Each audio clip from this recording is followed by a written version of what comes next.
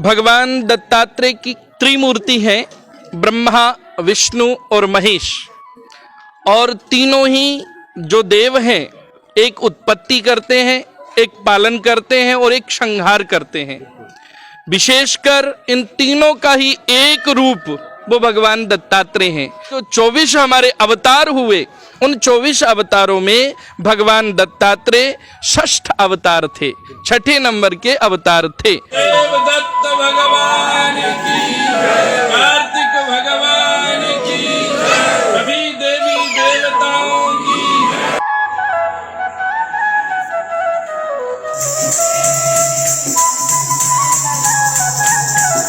जेके media देखने वाले सभी दर्शकों को भगवान श्री गुरु दत्तात्रेय जी के जन्म दिवस की बहुत बहुत शुभकामनाएं। आज उनकी जन्म जयंती पूरे देश भर में मनाई जा रही है और ब्रह्मा, विष्णु, महेश, जब भी आप ये जयघोष लगाते हैं तो आप सबको ये समझ जाना चाहिए कि इन तीनों का एक रूप है भगवान गुरु दत्तात्रेय। और आज उनकी जयंती सांबा के महेश्वर मंदिर में मनाई जा रही है धूमधाम से। और ये जो मंदिर है, ये प्राचीन मंदिर है, यहाँ पर आप शंभू जी खुद विराजमान है। तो मेरे साथ बातचीत करने के लिए मौजूद हैं परशुराम गिरी जी महाराज। इनसे आज के दिन पर संदेश लेंगे और मुझे लगता है कि संदेश आपके तक पहुंचाना इसलिए ज़रूरी हो जाता है क्योंकि हमें अपने हिंदू देवी देवताओं के बारे में पता होना चाहिए।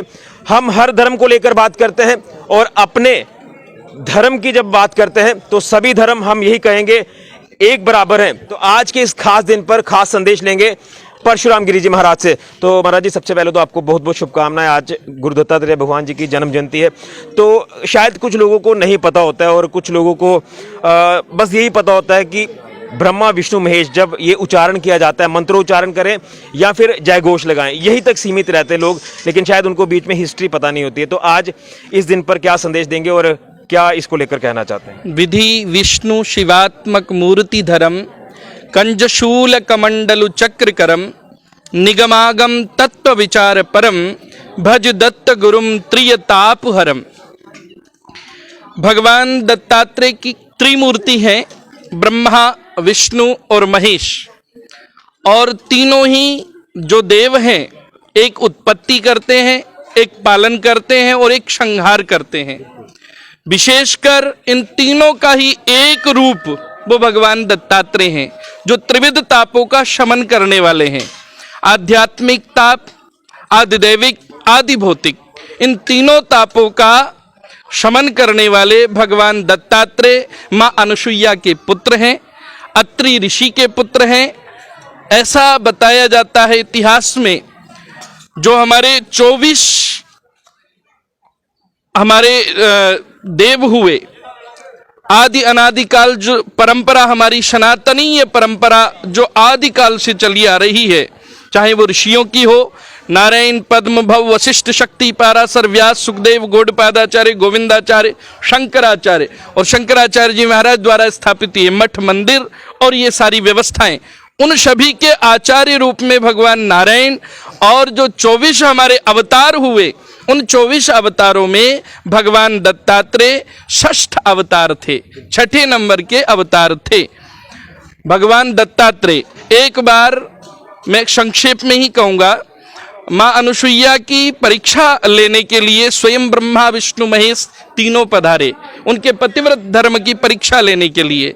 ब्रह्माणी, रुद्राणी और माँ लक्ष्मी ने उनको आतुर किया कि आप जाइए, हमसे बड़ी कोई सती नहीं है। तब उन्होंने कहा कि भाई आपसे भी बड़ी एक सती है, उसका नाम है माँ अनुसुईया। बोले अगर है तो आप परीक्षण कीजिए। तो जैसे ही ब्रह्मा, विष्णु, महेश पहुंचे, जाकर के भिक्षाम देही कहा, तो भिक्षाम देही जैसे ही माँ अनुसुईया बाहर आई भिक्षा देने के लिए, तो भिक्षा लेने से पूर्व उनके आगे एक शर्त रख दी कि हम भिक्षा तो लेंगे, लेकिन आपको भिक्षा निर्वस्त्र होकर के देनी पड़ेगी। अब विचार कीजिए, एक पतिव्रता स्त्री और वो निर्वस्त्र होकर के भिक्षा कैसे प्रदान कर सकती है? तब माँ ने प्रणाम किया, बोले ठीक है आप विराजो, मैं अपने पतिदेव से पूछती हूँ। माँ अनुसुईया अत्रि मुनि के पास गई। अत्रि ऋषि तपस्या कर रहे थे और ये सारी बात जाकर के माँ अनुसुईया ने अत्रि ऋषि से कही कि हे प्रभु ऐसा धर्म संकट है, आज संत आए हैं, वो अगर बिना भिक्षा के जाते हैं तो भी धर्म की हानि, और मैं उनको जो उनकी शर्त है वो मुझे पूर्ण करना बड़ा असंभव लग रहा है। तब अत्रि ऋषि ने कमंडल प्रदान किया और कमंडल में से कहा कि जल के छींटे ऐसे मारना और वो तुम फिर उनको भिक्षा देने योग्य हो जाओगी। जैसे ही वो कमंडलू लिया और ऐसे जलपात्र से जल उनके ऊपर छिड़का, वो तीनों के तीनों त्रिदेव ब्रह्मा विष्णु महेश वो 6-6 महीने के बाल गोपाल हो गए। फिर उनको निर्वस्त्र होकर के स्तनपान अमृत पान कराया और अमृत पान कराने के पश्चात ऐसा बताया जाता है शास्त्रों में कि जैसे ही अमृत पान होकर के परीक्षण पूर्ण हुआ, ब्रह्माणी रुद्र, संक्षेप में बता रहा हूं, ब्रह्माणी रुद्राणी आदि तीनों देवियों ने आकर के क्षमा मांगी कि हे माँ आप हमसे भी बड़ी सती हो, अनुसुईया से बड़ी कोई सती नहीं है। प्रणाम किया, फिर कहा कि हमारे पतियों को पुनः निज स्वरूप दीजिए। फिर भगवान माँ भगवती ने कृपा की, अनुसुईया ने कृपा की और वो पुनः फिर निज स्वरूप में आए। निज स्वरूप में आए तो भगवान रुद्र रुदन करने लग गए। कौन? भगवान शिव। कि हे माँ आपने हमें पुत्रवत धारण किया तो अब हम तो आपके पुत्र ही रहना चाहते हैं। तब जाकर के मूलाधारे वरीजपत्रे चतुरस्त्रम वंशम शमशम वर्ण विशालम सुविशालम रक्तम वर्णम श्री गणनाथम भगवंतम दत्तात्रेयम श्री गुरुमूर्ति प्रणतोष्मी। ऐसा बताया जाता है कि भगवान दत्तात्रेय का अवतार हुआ है, उन्होंने जन्म नहीं लिया, अवतार हुआ।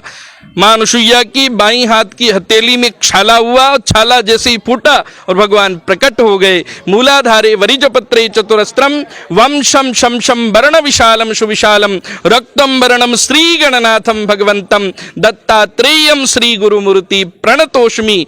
फिर गुरुदत्त भगवान के रूप में ब्रह्मा विष्णु और महेश, जिनका शरीर एक था और 3 मुख थे, ऐसे 6 भुजाधारी भगवान दत्तात्रेय हैं, जो सन्यासियों की परंपरा के सर्वोच्च अखाड़ा जिसको कहते हैं श्री पंचदश नाम जूना अखाड़ा, उसके आदि गुरु भी हैं और इष्ट भी हैं। ऐसे भगवान दत्तात्रेय हैं। बिल्कुल महाराज जी, जिस तरह से सनातन धर्म को लेकर आपने एक बात की, जो मैंने शुरुआत में कहा कि शायद कई लोगों को बड़ा सीमित तरीके से पता होगा, तो इसको लेकर किस तरह से विधि विधान से भगवान गुरु दत्तात्रेय जी की पूजा करनी चाहिए, इसको लेकर क्या खास संदेश रहेगा? दत्तात्रेय भगवान ने अनेक ऐसे ग्रंथ लिखे, अनेक ऐसी तपश्चर्यता बताई और वर्तमान में हमारे अखाड़ों के द्वारा भी आप जब महाराष्ट्र में जाएंगे तो महाराष्ट्र में घर घर में दत्त भगवान की पूजा मिलेगी। तो मैं तो यही संदेश देना चाहूँगा कि जिस प्रकार दत्तात्रेय भगवान ने त्रिविध तापों का शमन किया है, उसी प्रकार हम अपने अंदर भी काम क्रोध मद लोभ मोह अहंकार आदि जो हमारे अंदर विषय हैं, इन विषयों को दूर करके त्रिविध ताप का शमन करने वाले भगवान दत्त की आप प्रार्थना करें। जटाधरम पांडुरंगम शूलहास्तम कृपानिधि सर्व रोगहरम देवम दत्तात्रेयमहं भजे। वर्तमान में हम और आप ही नहीं अपितु पूरा विश्व संक्रमण काल से गुजर रहा है, और वो भी ऐसा काल जिसकी अनेकों लहरें हैं। एक लहर आई, दूसरी लहर आई और अब तीसरी की भी आहट आने लगी है। तो ऐसे में ऐसे देवी देवताओं की प्रार्थना अनुष्ठान साधना हम सभी के लिए फलदायी होगी, क्योंकि दत्त भगवान त्रिविध तापों के शमन करने वाले तो हैं ही, लेकिन नवनाथ और 84 सिद्धों के भी आदि गुरु हैं। तो इसलिए दत्त भगवान का पूजन स्तवन करने वाला व्यक्ति कभी भी अपने जीवन में साधना के क्रम में उन्नति और प्रगति को ही प्राप्त होता है और सर्व कल्याणकारी होता है। चलिए महाराज जी, आपको बहुत बहुत शुभकामनाएं गुरु दत्तात्रेय भगवान जी के जन्म दिवस की। बहुत बहुत अनंत शुभकामनाएं सभी। हमारे साथ परशुराम गिरी जी महाराज, और जिस तरह से देश भर में आज गुरु दत्तात्रेय भगवान जी की जयंती मनाई जा रही है और किस तरह से अवतार हुआ भगवान गुरु दत्तात्रेय का, ये भी महाराज जी ने संक्षेप में बताया। और यही हम आपको बताना चाहते हैं कि जब हम सनातन धर्म की बात करते हैं तो हमें देवी देवताओं के बारे में पता होना चाहिए, उसको लेकर संपूर्ण जानकारी होनी चाहिए, क्योंकि कई सीमित लोगों को पता होगा। और संक्षेप में जो आपको बताया है इसके ऊपर आप जरा गौर कीजिएगा और आपको पता चल पाएगा कि वाकई में आदि गुरु थे भगवान श्री गुरु दत्तात्रेय जी। तो एक बार फिर से जेके मीडिया देखने वाले सभी दर्शकों को भगवान गुरु दत्तात्रेय जी के जन्म दिवस की बहुत बहुत शुभकामनाएं, इस जन्म जयंती की बहुत बहुत शुभकामनाएं। और माता अनुसुईया जी को भी आप जरूर जो है वो याद करिए, किस तरह से उनके हाथ में एक छाला फूटा और भगवान गुरु दत्तात्रेय जी का अवतार हुआ, यानी ब्रह्मा विष्णु महेश जी। तो ये आपके तक जानकारी पहुंचाना जरूरी था, इसलिए हमने महाराज जी से बात की है ताकि संक्षेप में पता चले कि क्यों आज के दिन को मनाया जाता है। फिलहाल के लिए कैमरामैन राहुल के साथ ऋषि खजूरिया, जेके मीडिया के लिए।